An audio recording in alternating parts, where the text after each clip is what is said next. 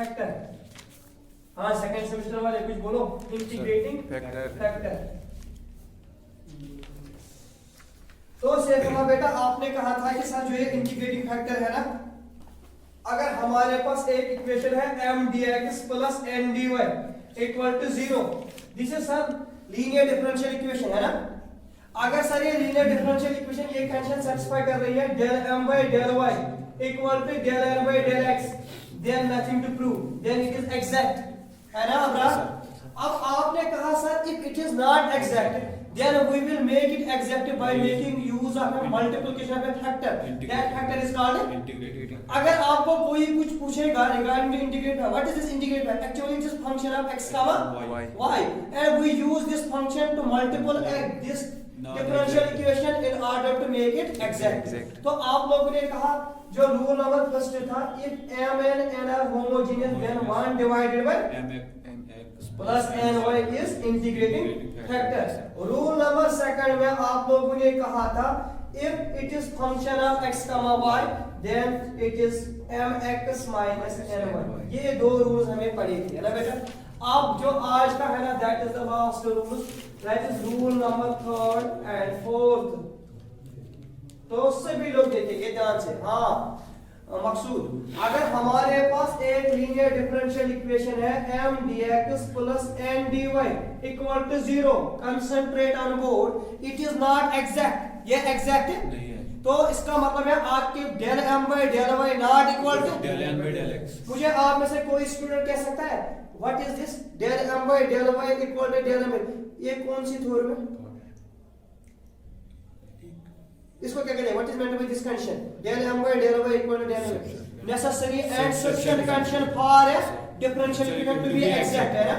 तो बेटा आपके बुक पे आपके पेपर में पिछले साल ऑब्जेक्ट आया what is the necessary and sufficient condition for a differential equation to be exact, तो आप लोग क्या लिखेंगे del m by del y equal to del n by del x। पिछले साल का ऑब्जेक्टिव देखना, ये है रूल नंबर थर्ड, पिछले साल आपको ऑब्जेक्टिव ये आया। अगर आपके पास डिफरेंशियल इक्वेशन है m dx plus n dy equal to 0, it is not exact, ये एग्जैक्ट है तो ये कंडीशन सेटिस्फाई नहीं हो रहा। तो आपने क्या कहा देन बेटा सभी लोग देखो m dx plus n dy is not exact से बोला। आपने कहा सर इफ अगर sir if 1 upon del m del n by del x minus del m by del y, sir अगर ये term 1 upon m del n by del x minus del m by del y is function of x only, is function of x only। अगर sir हमारे पास एक differential equation है m dx plus n dy Abrar, आपने कहा this is of this type 1 upon m partial derivative of n with respect to x minus partial derivative of m with respect to y, ये आएगी हमारे पास function of x only, means आपने कहा it is only f of x, then the integrating factor is equal to e raised power fx dx। याद रखना आप लोग को ऑब्जेक्टिव आया पिछले बार if 1 upon m del n by del x minus del m by del y is function of x only, then the integrating factor is e raised power integration of x dx। ये याद रखना। Rule number third.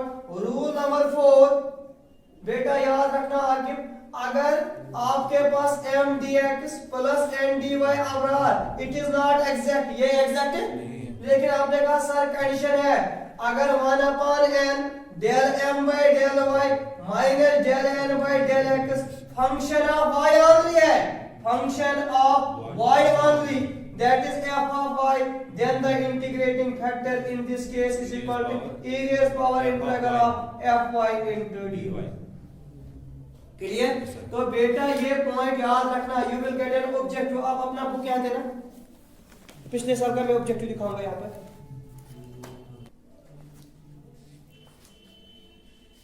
शायद last time मैंने objective एक देखा था।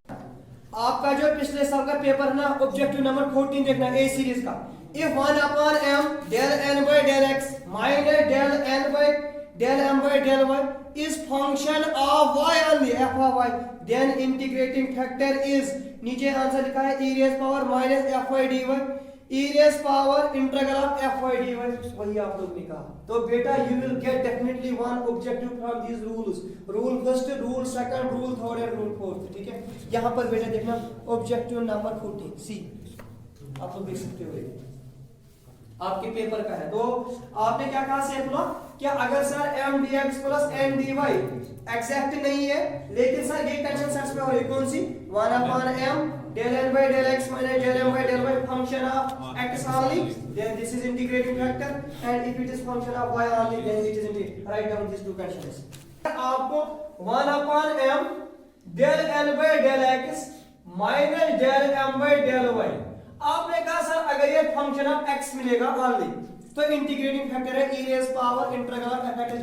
मैं कह रहा हूं अगर ये कांस्टेंट के बराबर है, आप if it is this is equal to constant, अगर 1 upon m del n by del x minus del m by del y सिर्फ कांस्टेंट को मिला, 2 को मिला, 3 के बराबर मिला, 5 के बराबर मिला, अभी आपने कहा जिस function of x if it is constant, तो याद रखना इसका इंटीग्रेटिंग फैक्टर जो होगा ना इस केस में that is e rays power c into dx, that is e rays power cx।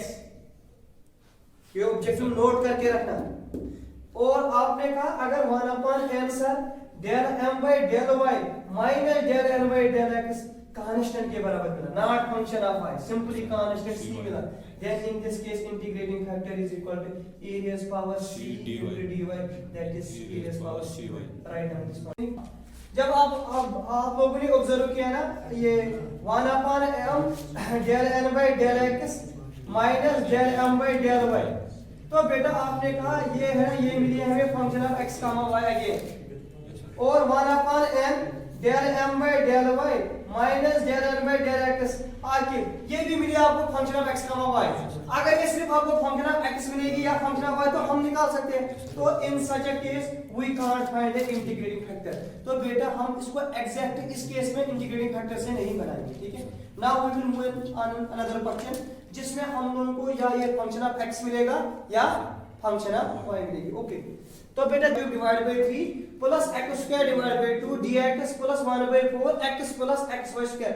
अब आपने थोड़ा क्वेश्चन का पैटर्न चेंज किया, आपने कहा सर इसमें del m by del y का जो वैल्यू है ना वो क्या मिलेगा, 1 प्लस y स्क्वायर ये मिलेगा, और sir del n by del x का वैल्यू जो मिलेगा that is 1 upon 4 1 plus y square, is it ये मिला ना बेटा। अब आपने कहा सर अगर इसमें हम चेक करेंगे 1 upon m del y del n by del x minus del m by del y, मकसूद थोड़ा ध्यान से 1 upon m है ना, तो आपने कहा that is 1 upon m means 1 divided by y plus y cube divided by 3 plus x square divided by 2, और del n by del x का वैल्यू है sir 1 by 4 into 1 plus y square minus del that is 1 plus y square, है ना।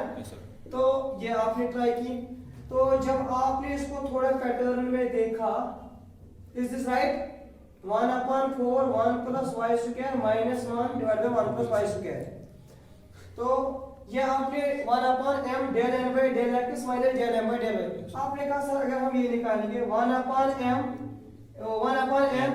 del m by del y minus del m by del x, इसको देखो 1 upon n है ना, तो बेटा this is 4 divided by x plus xy square, यही है ना, into del m by del ये है del m by that is 1 plus y square, है ना, और आएगा -1/4 into 1 plus y 1/4 into 1 plus y square, is it. से बेटा देखिए ध्यान से, आपने कहा दिस इज 4 x को बाहर का 1 plus y स्क्वायर, है ना, यहां से आपने कहा सर अगर मैं इसको कॉमन निकालूंगा 1 plus y स्क्वायर को, अंदर में मिलेगा 1 minus 1/4, sir this term and this term gone. आपने कहा sir this is 4 divided by x और 3/4, है ना, आपने कहा 4 और 4 का आपको मिला 3/x। आपने कहा sir this is function of x only, it is function of only, जो ये ना ये वाली 1 upon n del m by del y minus del m by del x, it is function of x only, function of x only। अगर function of x only है तो इस case में इंडिकेटिंग फैक्टर किसके बराबर है बेटा? e raised power fx into dx, है ना? आपने कहा that is e raised power integration of 3 divided by x into dx। Sir, this is e raised power 3 times log x, that is e raised power x cube short में, क्योंकि logarithm. तो आपने कहा इसका जो इंटीग्रेटिंग फैक्टर मिलेगा log ये और cancel, that is x cube. ये आपको क्वेश्चन आएगा वहां। इसका इंटीग्रेटिंग फैक्टर क्या है आपको लिखना है x cube, because 1 upon m del m by del y minus del m, it is function of x only। तो अब आपको वहां आके कॉन्शियस रहना है, पहले 1 upon m भी चेक करना है। अगर ये y फंक्शन मिलेगी तो पॉसिबल। जब आपने देखा it not shoot for you people, आपने चेक किया 1 upon m, ठीक है? ओके, अल्लाह हाफिज़।